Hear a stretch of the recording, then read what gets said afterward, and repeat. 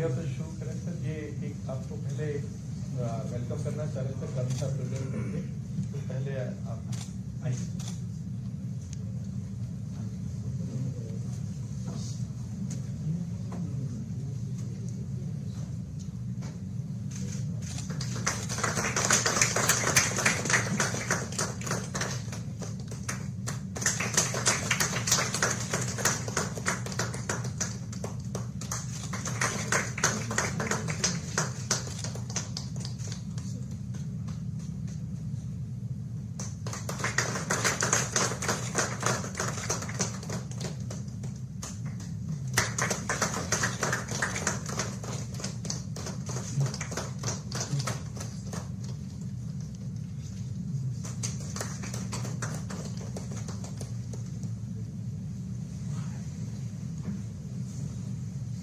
Sir, मैं आज इस मीटिंग में माननीय गृह मंत्री जी का, असम के माननीय मुख्यमंत्री जी का, बाकी के मंत्रीगण, मेंबर्स ऑफ पार्लियामेंट और हमारे साथ सीनियर ऑफिसर्स और आदिवासी सशस्त्र समूहों के 8 ऑर्गेनाइजेशन के जो सब रिप्रेजेंटेटिव हैं, चेयरमैन हैं और उनके साथ बाकी हैं, मैं सबका स्वागत करता हूँ। और आज इस बड़े महत्वपूर्ण मौके पे आप लोगों के साथ आपके चर्चा के पश्चात स्टेट गवर्नमेंट ऑफ असम और भारत सरकार के अफसरों के बीच में डिस्कशन के बाद एक एग्रीमेंट पे हम सब लोग पहुंचे हैं, तो बड़ी खुशी की बात है। उस पर आज आप सबके साथ एक एग्रीमेंट साइन किया जाएगा और आप सबने अपने शस्त्र त्याग करके आगे शांति का रास्ता अपनाया है। इस पे मैं आप सबको एक बार फिर से वेलकम करता हूँ। और उसके बाद सबसे पहले मैं असम के माननीय मुख्यमंत्री जी को कहूँगा कि अपना संबोधन प्रस्तुत करें। माननीय गृह मंत्री जी, रमेश टेली जी, सांसदगण और आदिवासी विद्रोही गुटों की सदस्यगण, मैं पहले यही बोलना चाहूँगा कि आज का दिन एक बहुत बड़ा महत्वपूर्ण दिन है। असम के आदिवासी जनगोष्ठियों ने उनका अधिकार के लिए बहुत दिन से लड़ाई लड़ रहा था और लड़ाई को आगे बढ़ाते हुए कोई हमारा ही नौजवान थोड़ा आर्म्स लेके भी वो लोग अपना अधिकार के लड़ाई लड़ना शुरू किया। फिर बाद में 2016 में भारत सरकार का साथ ये सारे ग्रुपों का सीजफायर हुआ, लेकिन सीजफायर होने का बावजूद हम परमानेंट सॉल्यूशन या कोई निक्सस में अभी तक पहुंच नहीं पाया। फिर माननीय गृह मंत्री अमित शाह जी का मार्गदर्शन में डिस्कशन शुरू हुआ और आज वो डिस्कशन आगे बढ़ते हुए हम लोग एक सॉल्यूशन तक आ चुका हूँ।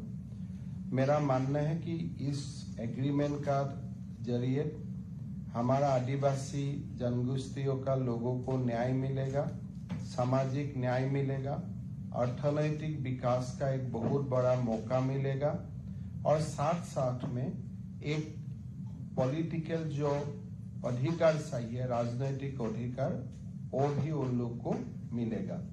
आज का ये शुभ अवसर पर मैं असम का आदिवासी जनगोष्ठियों को बहुत बहुत अभिनंदन करता हूँ। हमारा जो नौजवान लोग अस्त्र उठा के अधिकार के लिए लड़ाई लड़ रहा था, सारे नौजवानों को मैं धन्यवाद देता हूँ।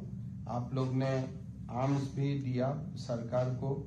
करीबन 1182 जो नौजवान हथियार लेके घूम रहा था, सारे अभी मेन स्ट्रीम में आ जाएगा और ये हमारा एक बहुत बड़ा उपलब्धि है।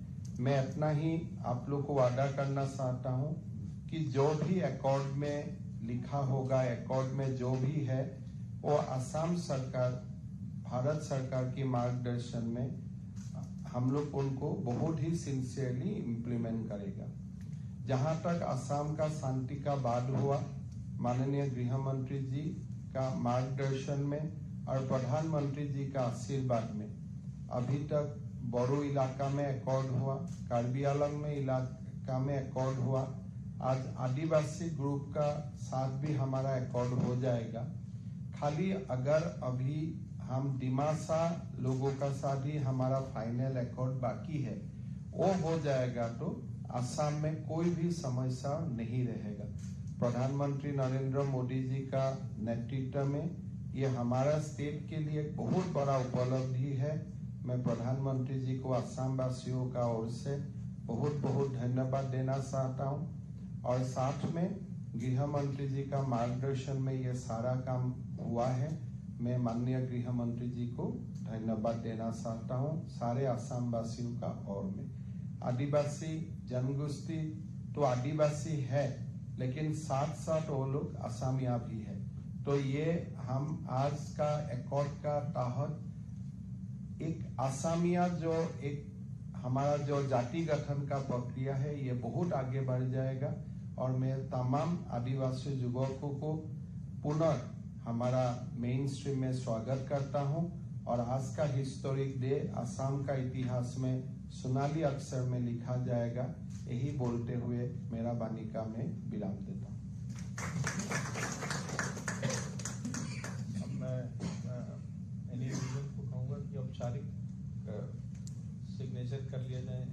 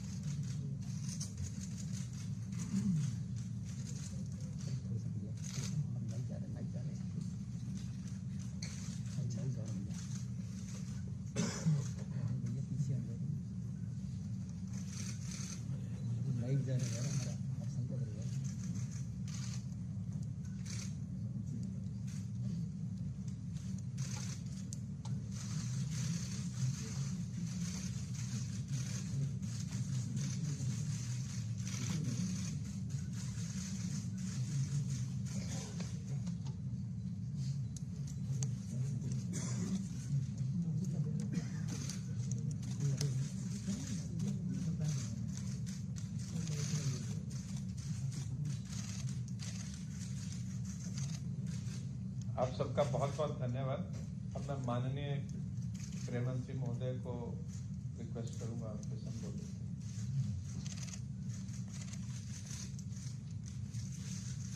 असम और पूरे उत्तर पूर्व के लिए, नॉर्थ ईस्ट के लिए आज का दिन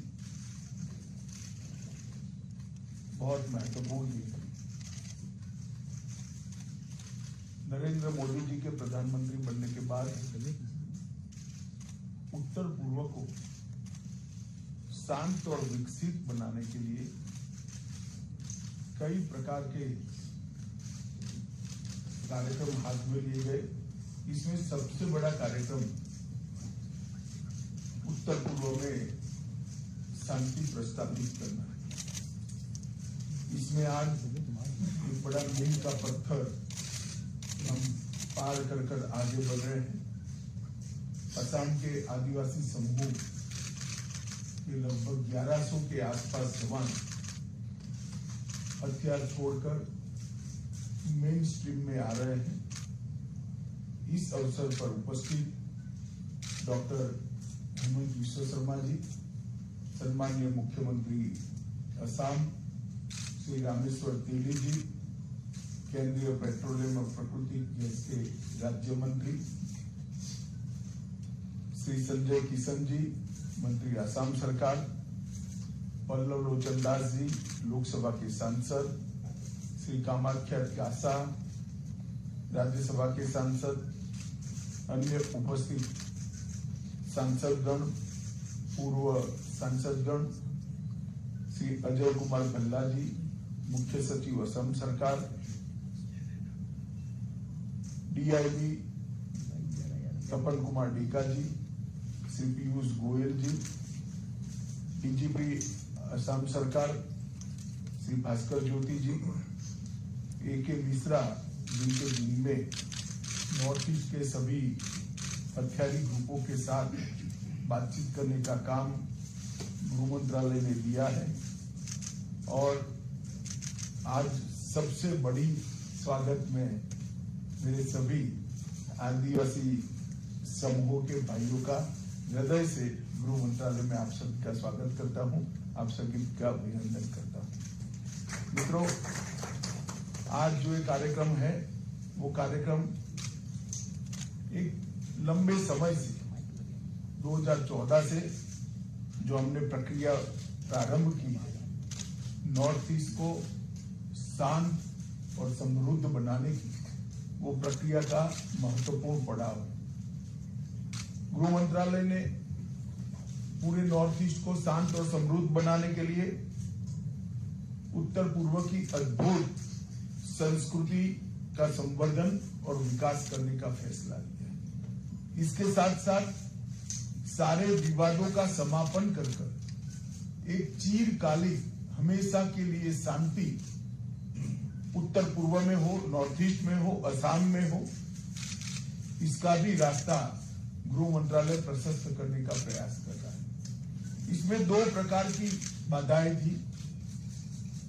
कुछ संवादहीनता के कारण, अलग अलग हितों के टकराव से अनेक ट्राइब्स के ग्रुपों ने अपने अपने हाथ में हथियार उठा लिए और इसके कारण ग्रुप के बीच में, ग्रुप और राज्यों की पुलिस के बीच में, ग्रुप और केंद्र सरकार के सशस्त्र बलों के बीच में कई मुठभेड़ें हुई, हजारों लोग मारे गए, दोनों ओर से मारे गए, जनता भी मारी गई, पुलिस कर्मचारी भी मारे गए, सशस्त्र बलों के जवान भी मारे गए और हथियारी ग्रुपों के युवा भी मारे गए। हमने तय किया है कि 2024 के पहले राज्यों के बीच में सीमा का विवाद हो, चाहे कि सारे सशस्त्र ग्रुपों की बात हो, हम हर विवाद को समाप्त करना चाहते हैं। एक और असम की और उत्तर पूर्व की संस्कृति का संरक्षण और संवर्धन करना, सारे विवादों को समाप्त कर सारे सशस्त्र गुटों के साथ समझौता कर पुनर्वसन करना, और तीसरा विकास की गति देकर उत्तर पूर्व को देश के बाकी के हिस्सों के अनुरूप विकसित बनाना। ये 3 मोर्चों पर हमने काम चालू किया और विगत 3 साल में ढेर सारे समझौते भारत सरकार, असम सरकार, अन्य सरकारों ने आपस में भी मिलकर किए हैं। भारत सरकार, असम सरकार और सशस्त्र गुटों के बीच में भी 2019 में NLFT के साथ समझौता हुआ, जिसमें त्रिपुरा का हथियारी ग्रुप था, इन लोगों ने भी आत्मसमर्पण किया। 2020 में 23 साल पुराने ब्रू रियांग शरणार्थी संकट को भी मिजोरम सरकार और त्रिपुरा सरकार के साथ मिलकर रिजॉल्व किया गया। असम में 5 साल पुराना बोडो समस्या, जिसमें कम से कम 4000 लोग अब तक मारे गए थे, उसको 2020 27 जनवरी को हमने समाप्त कर दिया। लगभग 1600 कैडरों ने आत्मसमर्पण किया। असम के कार्मिक क्षेत्र में लंबे समय से चल रहे विवाद को भी 2021 में समाप्त किया। लगभग 1000 से ज्यादा कैडर ने आत्मसमर्पण किया। असम मेघालय अंतर्राज्यीय सीमा का समझौता कर लगभग 2022 में 65% सीमा के विवाद को निपटाया। और आज इसका अगला पड़ाव है, मेरे सभी साथी आज मेन स्ट्रीम में आ रहे हैं। भारत सरकार के गृह मंत्रालय की ओर से, मोदी जी की ओर से और मेरे स्वयं की ओर से आप सभी का बहुत बहुत मन से मैं स्वागत करना चाहता हूं। और आपके पुनर्वसन के लिए जो कुछ भी इस एग्रीमेंट में किया है, ये सुनिश्चित करेगी भारत सरकार और असम के मुख्यमंत्री और असम सरकार मिलकर ये पूरा पालन करेगा। नरेंद्र मोदी सरकार का एक रिकॉर्ड, जितने भी समझौते हमने साइन किए हैं, वो समझौते के अब तक 93% काम समाप्त। तो आप लोगों को भी मैं भरोसा दिलाना चाहता हूं, आपने जो रिकॉर्ड साइन किया है उसको लेटर और स्पिरिट में हम नीचे तक पहुंचाएंगे। और इसका अब तक एक अच्छा परिणाम है। असम में और नॉर्थ ईस्ट के अंदर काफी शांति बहाल हुई और इसके कारण असम के 60% क्षेत्र से हमने अपसफा को हटाने में सफलता प्राप्त की। अरुणाचल प्रदेश में सिर्फ 2 पुलिस स्टेशन में अपसफा बचा है। नागालैंड के 7 जिलों के सिर्फ 15 पुलिस स्टेशन में बचा है और त्रिपुरा और मेघालय अपसफा से संपूर्णपणे मुक्त कर दिए गए। मित्रों, आज हमने आपके साथ समझौते में राजनीतिक, आर्थिक और शैक्षिक आकांक्षाएं जो आदिवासी समाज के लोगों की है, इसको पूरा करने का जिम्मा भारत सरकार और असम सरकार ने लिया है।